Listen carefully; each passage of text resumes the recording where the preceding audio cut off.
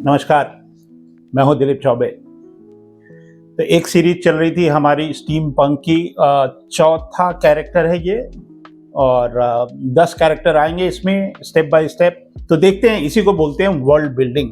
तो मैं ये 10 कैरेक्टर की एक सीरीज है स्टीम पंक, जिसमें जो नए आर्टिस्ट हैं जो इसमें करियर देखना चाहते हैं, हो सकता है उसके लिए एक अच्छा गाइड हो। तो इस बार मैंने सोचा है कि एक फीमेल कैरेक्टर बनाते हैं। तो 3 कैरेक्टर हो गए और डिस्क्रिप्शन में है कुछ हीरो टाइप के हैं, कुछ विलेन हैं, कोई सपोर्टिंग कैरेक्टर है। तो देखते हैं कैसा बनता है और आप ये ट्यूटोरियल देखिए और चलिए स्टार्ट करते हैं। तो Veera gearbolt, faster than steam, sharper than steel. तो ये हमारी कैरेक्टर है जो डिस्क्रिप्शन है हमारे। तो बहुत सारे स्टेजेज होते हैं एक कंसेप्ट आर्ट का, तो वो प्रोग्रेसिव होता है। ऐसा नहीं है कि एकदम से कैरेक्टर दिमाग में आ गया और हम बना रहे हैं। अगर आप कॉपी कर रहे हैं तो सामने आपके पास एक आर्टवर्क होता है, उसकी नकल आप कर रहे होते हैं। तो एक जो प्रोसेस है वो मैं आपको इस वीडियो में दिखाना चाह रहा हूँ। तो सबसे जो स्टार्टिंग में मैं क्या करता हूँ कि एक स्केलेटन बनाता हूँ। तो एक स्केलेटन के कुछ प्रोपोर्शंस होते हैं जो मेरी क्लासेस होती हैं, उसमें जब है ना एनाटॉमी पढ़ाना शुरू करता हूँ, फिगर ड्राइंग जब स्टार्ट होना होता है, तो पहले हम उनको स्केलेटन की स्टडी कराते हैं। मेरे पास अच्छा एक स्केलेटन भी है और मैं उसको फिजिकली आपके पास जो स्टूडेंट्स हैं उनके पास लेके जाता हूँ, so that they can feel. तो पहला हो गया स्केलेटन। उसके बाद जो एनाटॉमी के जो बेसिक्स हैं वो उसके अंदर मैं डालता हूँ। उसके बाद जो हमने एक रैंडम बनाया था, हालांकि उस समय भी एक लाइन ऑफ एक्शन मेरे दिमाग में थी, लेकिन अब उसको और डायनामिक बनाने की कोशिश करता हूँ और ऑप्शंस निकालता हूँ कि अगर मैं कंधे को, शोल्डर को, लेफ्ट वाले को उठाता हूँ तो जेस्चर कैसा जाएगा। अब ये जैसे कॉन्ट्रापास्टो है, जैसे आपका माइकल एंजेलो ने डेविड बनाई थी, तो वो एक पैर पे पूरा वेट होता है और दूसरा पैर थोड़ा सा रिलैक्स्ड होता है। तो इसको हम कॉन्ट्रापास्टो जेस्चर बोलते हैं ग्रीको रोमन लैंग्वेज में। तो अभी भी मैं बहुत डिटेल में नहीं जा रहा हूँ, अभी बहुत सारा एनाटॉमी में कुछ इश्यूज लग रहे हैं until I get satisfied with the gesture। तो इसके लिए मेरे पास कोई लाइव मॉडल तो है नहीं, तो मैं कोशिश कर रहा हूँ वही, और फेमिनाइन जेस्चर है और बहुत कोई मस्कुलर नहीं है। तो I don't want to hide, मतलब before I go for any kind of props and armour, पहले एनाटॉमी को सेटिस्फैक्टरी बनाया जाता है। तो उससे हमारी सेटिस्फैक्शन, थोड़े थोड़े डिटेल, भाई प्रोग्रेसिव है ना।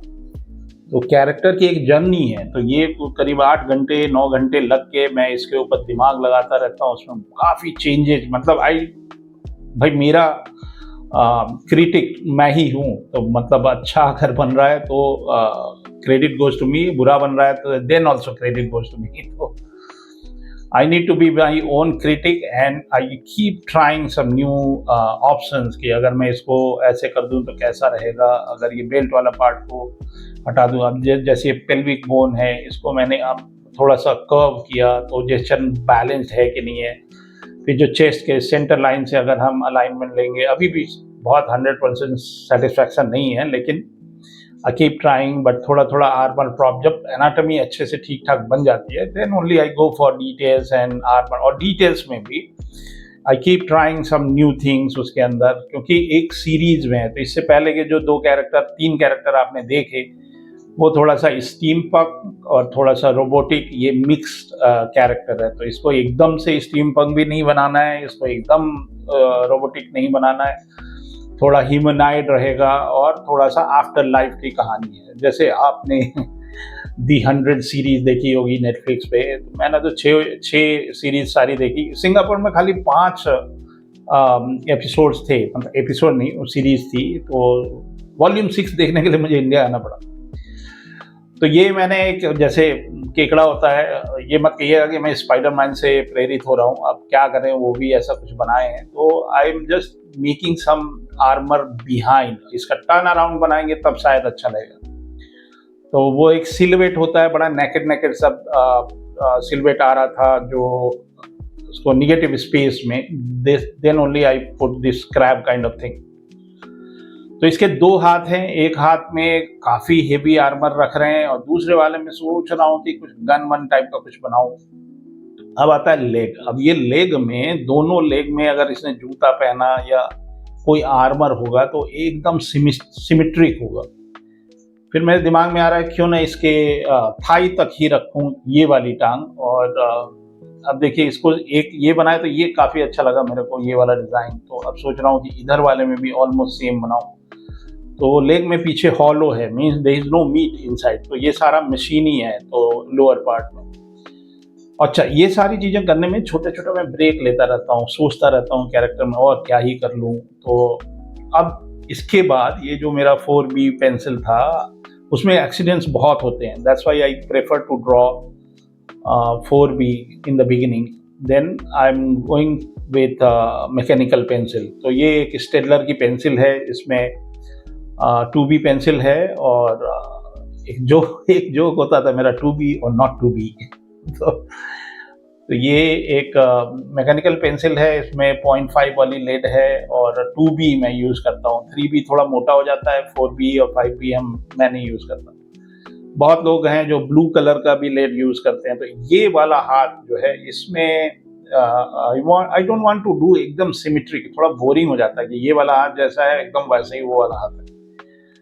बट ये इवॉल्व हो रहा है कैरेक्टर स्लोली। इसके अंदर मैं थोड़ा टाइम दे रहा हूँ और ज्योमेट्रिकल फॉर्म, मतलब आपको ज्योमेट्री बहुत अच्छे से आनी चाहिए क्योंकि आप पैरेलल बना रहे हैं। जैसे ही हाथ का ये वाला हिस्सा, उधर का हिस्सा, और पर्सपेक्टिव की बहुत साउंड नॉलेज होनी चाहिए। बिना पर्सपेक्टिव के आप इस तरह के आर्मर तो बना ही नहीं सकते। तो इसके अंदर जो छोटे डिटेल्स हैं, मैंने बताया रोबोटिक और स्टीम पंक है, बट स्टीम पंक वाला पार्ट अभी थोड़ा सा इसमें मैं कम कर रहा हूँ क्योंकि वो बहुत ज़्यादा उसमें रिसर्च करना पड़ जाता है, क्योंकि उस तरह की मशीन आपको दिमाग में लाना पड़ता है, सोचना पड़ता है, थोड़े रेफरेंस लेने पड़ते हैं। इसमें मेरा कमांड है। तो ये सीरीज है और ये है कि हमको अगर देखना हो रहा है तो हम जो पुराने कैरेक्टर इसके बने हैं, जो पिछले वीक आपने देखे थे, और thank you for so much love. मतलब 2 दिन में 1000 व्यूज़ हो गए, फिर उसके बाद काफ़ी अच्छे फीडबैक भी आए, काफ़ी लोगों ने अप्रिशिएट भी किया। और अगर आप स्टूडेंट हैं और ऑलरेडी या इस फील्ड में ऑलरेडी काम कर रहे हैं तो लेट मी नो अगर आपको कोई इस तरह के इश्यूज हैं। तो ये जो सिमेट्रिक वाला था वो मेरे को बोरिंग लग रहा था। देन मैंने डिसाइड किया कि इसकी टांग जो है थोड़े से एनिमल लेग वाला बना देते हैं। इसका वॉक साइकिल थोड़ा सा गड़बड़ होगा, देखता हूँ मैं पूरी बनाने के बाद एक बार छोटा सा ट्राई करता हूँ एआई से, अगर वॉक साइकिल कैसा ये एआई बताता है।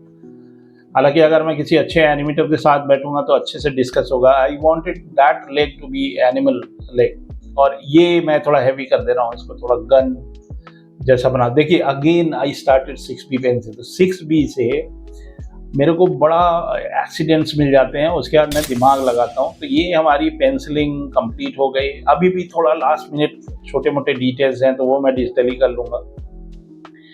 अब मैं कर रहा हूँ इंकिंग, क्योंकि वो जो रियलिस्टिक वाली पेंटिंग होती है उसमें बहुत टाइम लगता है और I don't have that much time, but I still want this to look like the way I want.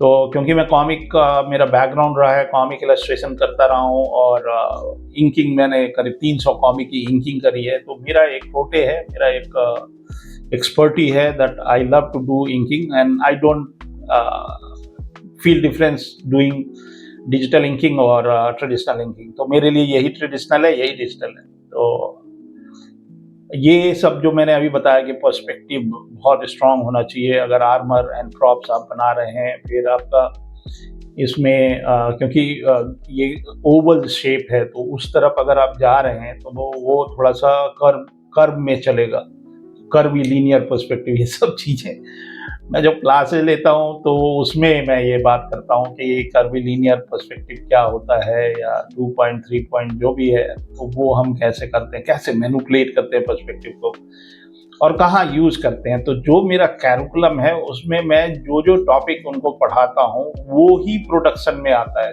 Weather is like we cannot ignore the foundation strong रहेगा, then only you can create all these kind of characters. आपको सोचना, मतलब मेरी जो classes जो main चीज यही है कि हाउ टू थिंक।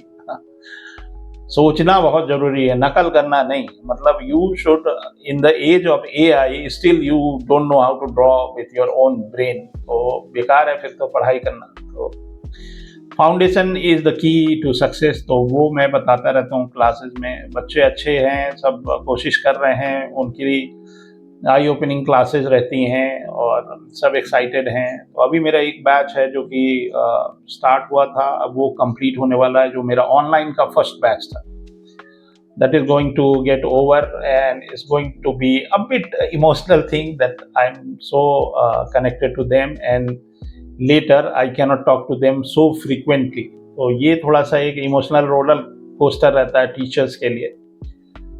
मैं बाहर भी पढ़ाता था, 4 साल कोई बच्चा पढ़ रहा है, graduation day is a very big thing, and after that he become a professional and working and taking care of family. तो वो जो टाइम हमने बिताया वो लाइफ टाइम के लिए एक मेमोरी रहती है।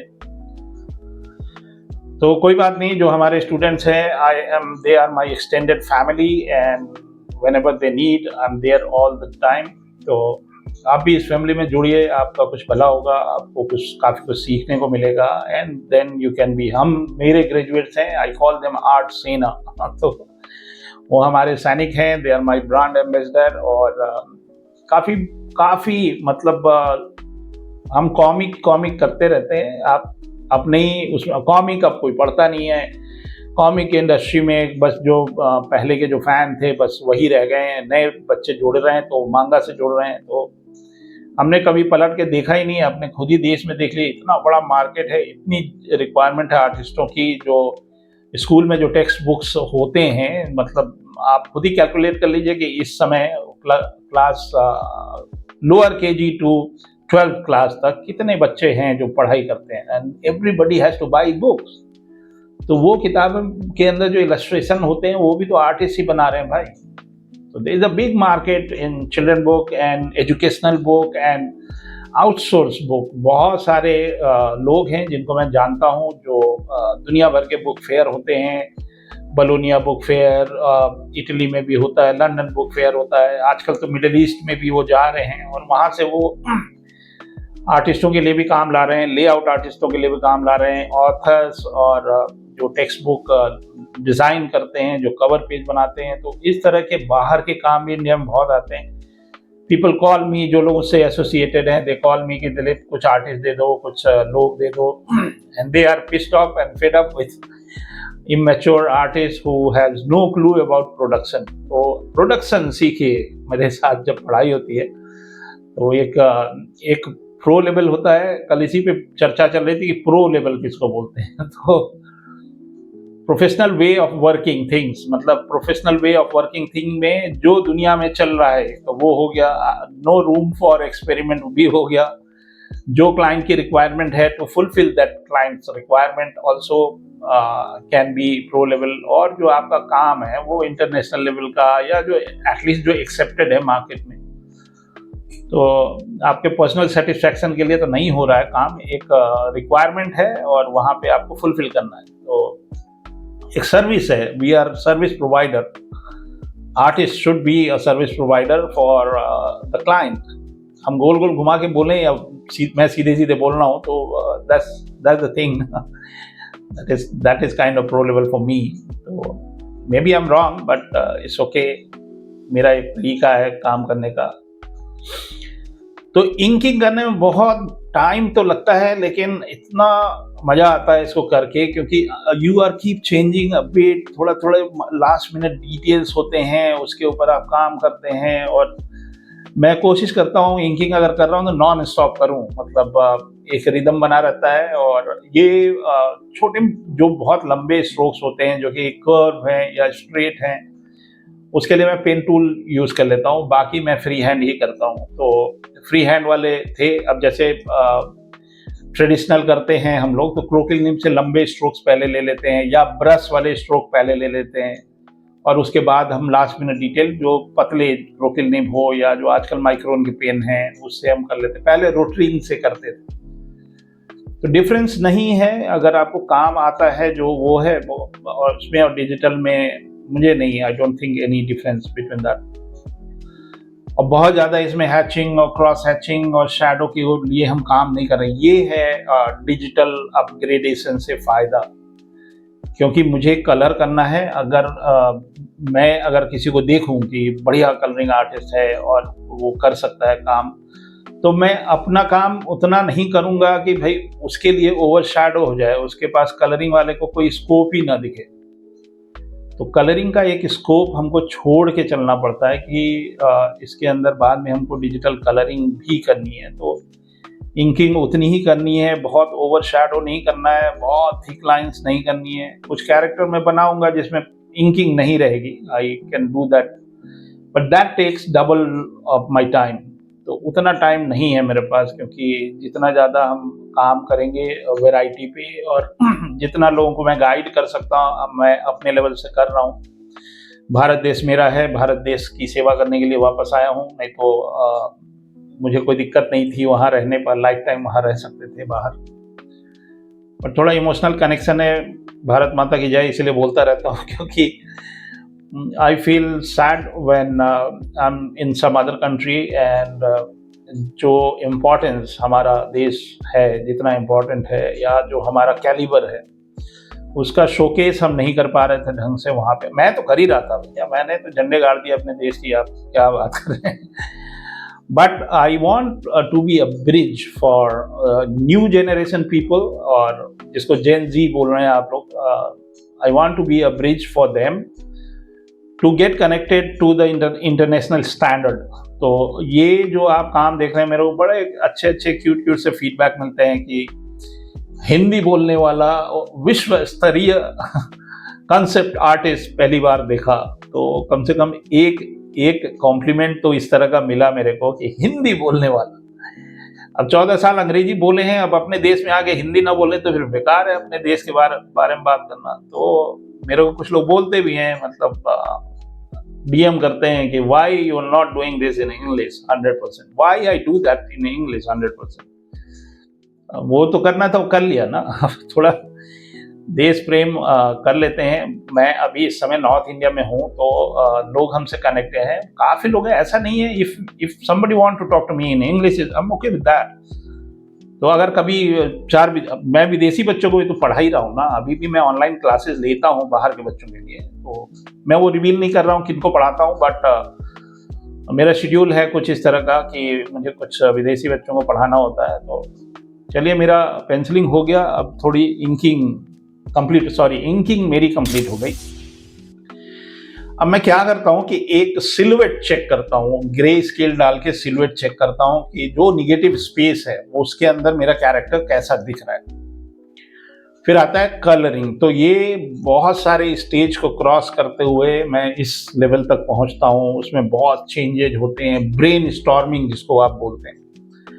तो वो करने के बाद फिर अब यहाँ पे कलर के ऊपर काम करता है। तो कलर सिलेक्शन एक बहुत बड़ा चैप्टर है, how to do that and when to do that and from where to get inspired. तो ये सब चीज़ें हैं। अब जैसे हमने प्राइमरी कलर्स उठा लिए, येलो की फैमिली, एक ब्लू की फैमिली और एक रेड की फैमिली।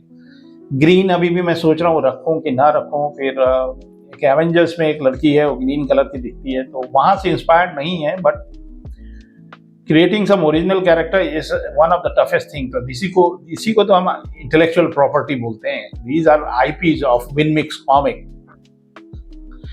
तो पहले के ज़माने में ये होता था कि 2-4 वेस्टर्न कॉमिक उठा लीजिए, उसकी नकल कर लीजिए, हो गया कैरेक्टर डिज़ाइन। अब आप कम से कम लोगों को ये तो समझ में आ ही रहा है, to create a concept of a character takes time, और उसमें एक प्रोसेस कनेक्टेड होता है। तो न्यू जनरेशन के बच्चे हैं जो आज से 10 साल 20 साल बाद रूल करेंगे पूरी दुनिया पे, भारत देश के जो एवीजीसी सेक्टर में काम करते हैं या करेंगे या कर रहे हैं।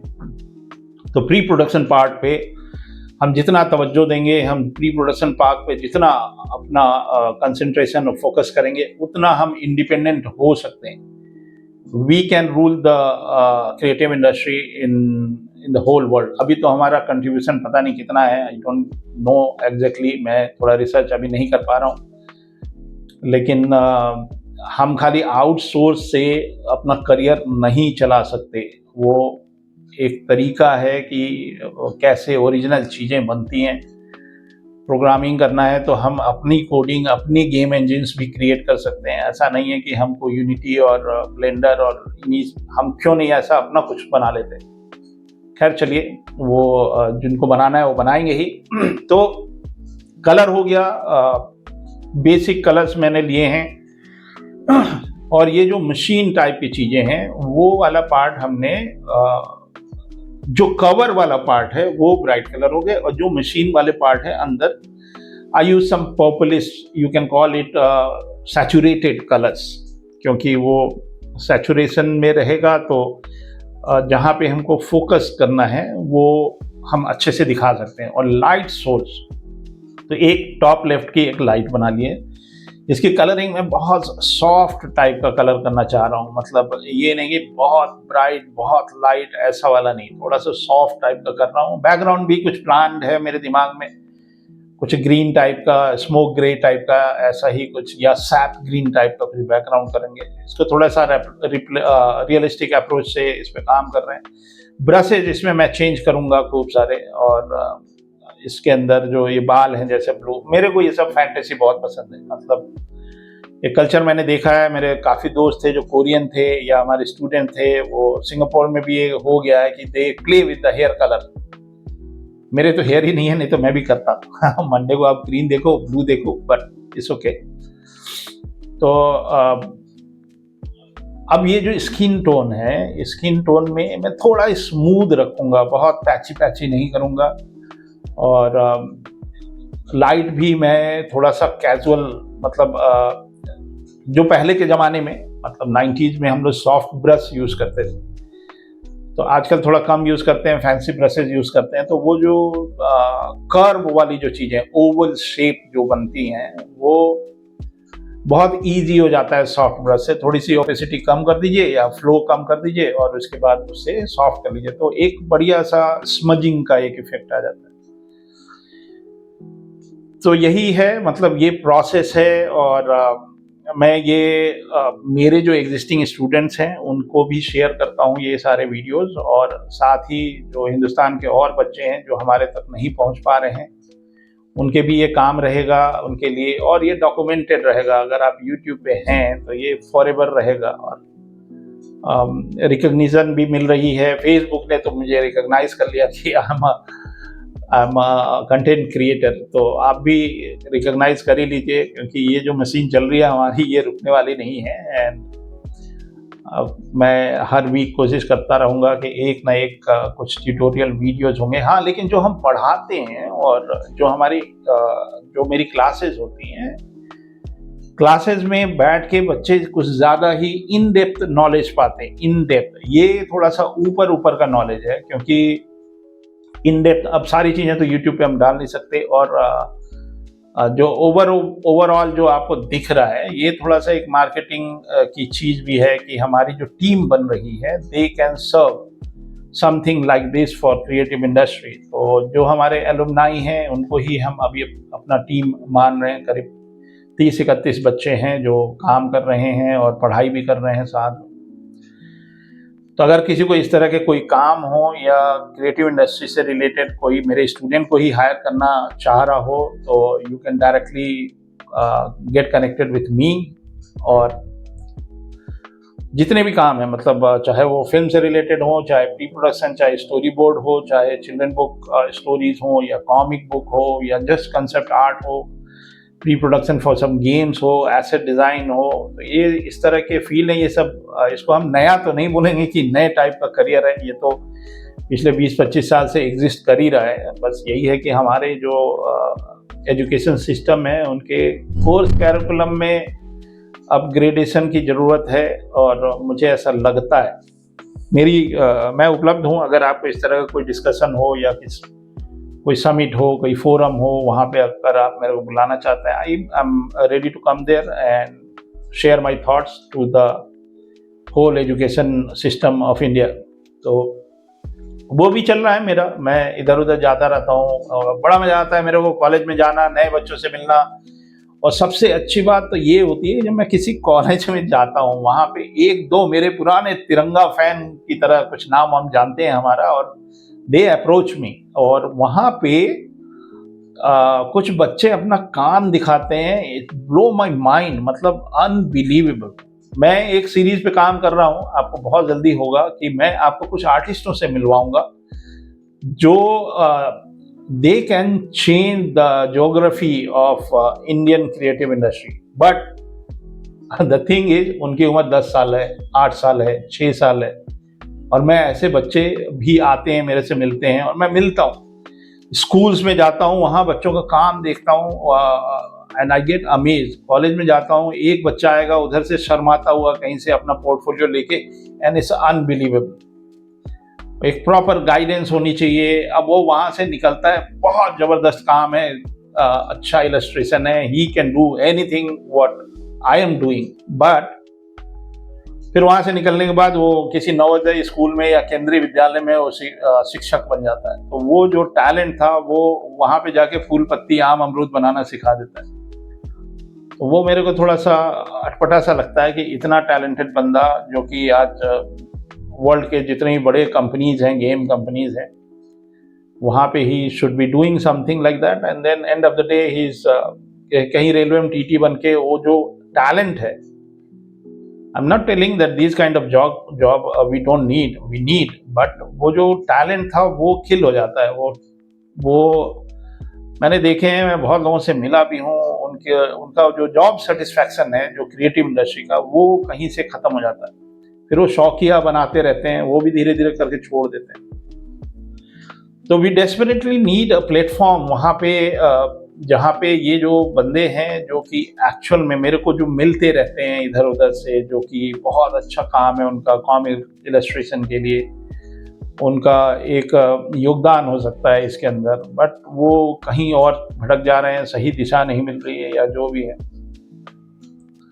ऐसा अगर कोई आपको छिपा हुआ टैलेंट मिलता है जो कि आपको लगता है कि ही शुड बी और she should be get encouraged to get into this industry, तो आप मेरे से कनेक्ट कराने की कोशिश करिएगा। मैं जितना हो सकेगा मेरे से मैं करूँगा। मेरी क्लासेस भी हैं, और वो एक तरह का एजुकेशन में या आपके करियर में इन्वेस्टमेंट है जो फीस है, और ऐसा भी बहुत पहाड़ फीस नहीं है। You can get connected to my admission team, they can tell you.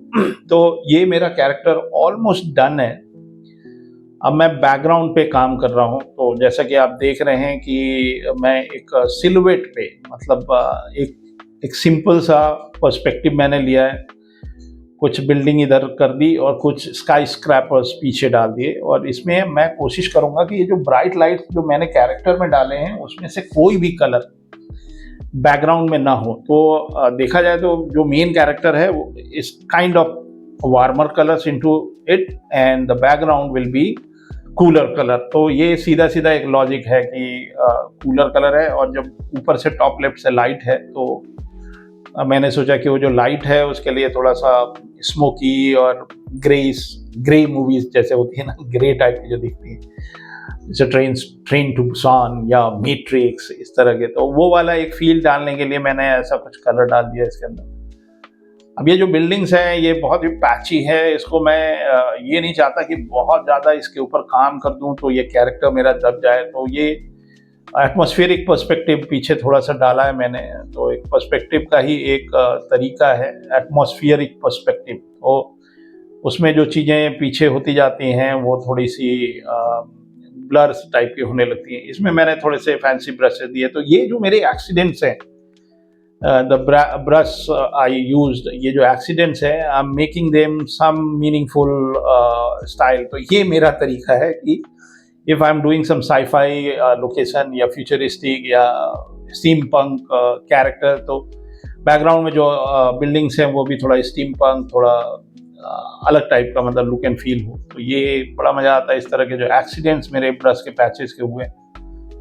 I give them small some structure, थोड़ा सा मीनिंग दे देता हूँ, थोड़ा सा। मेरा मैट पेंटिंग का एक बैकग्राउंड है, तो आप समझ ही सकते हो कि I love to do matte paintings and all, but थोड़ा सा साइंटिफिक मान लेते हैं, स्टीम पंक को साइंस से भी जोड़ सकते हैं। तो कलर के बहुत सारे तरीके हैं समझने के, अब वो मैं यहाँ यूट्यूब पे तो बता नहीं सकता, तो उसके लिए जो हमारी क्लासेस होती हैं वहाँ पे मैं बताता हूँ कि how colour works. Actually you need a life to learn colour, but with in this life time you also need colour, right. तो I use some experiments into that कि कौन से कलर के साथ कौन सा जाता है।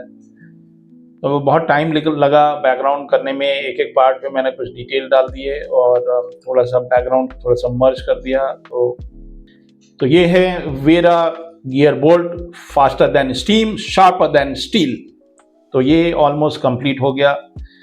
I am satisfied with the details which I got. अभी भी इस पर मैं काफ़ी देर तक काम कर सकता हूँ, but I have to move on. तो मैं इसको एक बार कंप्लीट कर लिया। अब लेग जो है थोड़े से और साइज के हैं, तो देखते हैं कि इसका वॉक साइकिल अगर मैं आई ट्राई एआई की, देखते हैं एआई क्या बताता है। Later I go for some real 3D modeling and animation. तो ये बैकग्राउंड के डिटेल्स आप देख लीजिए, वो जो भी एक्सीडेंटल पैचेस थे I give them a meaning. बहुत सैचुरेटेड कलर है, कहीं बहुत ब्राइट कलर नहीं है, तो आप इसके डिटेल देखिए बैकग्राउंड के। तो बैकग्राउंड का एक अलग डिटेल है where I play with the perspective, और जो भी पैचेस थे I give them a meaning. और ये मेरा कैरेक्टर ऑलमोस्ट डन है और उम्मीद है आपको मजा आया। तो ये फाइनल हो गया हमारा वेरा गियर बोल्ट।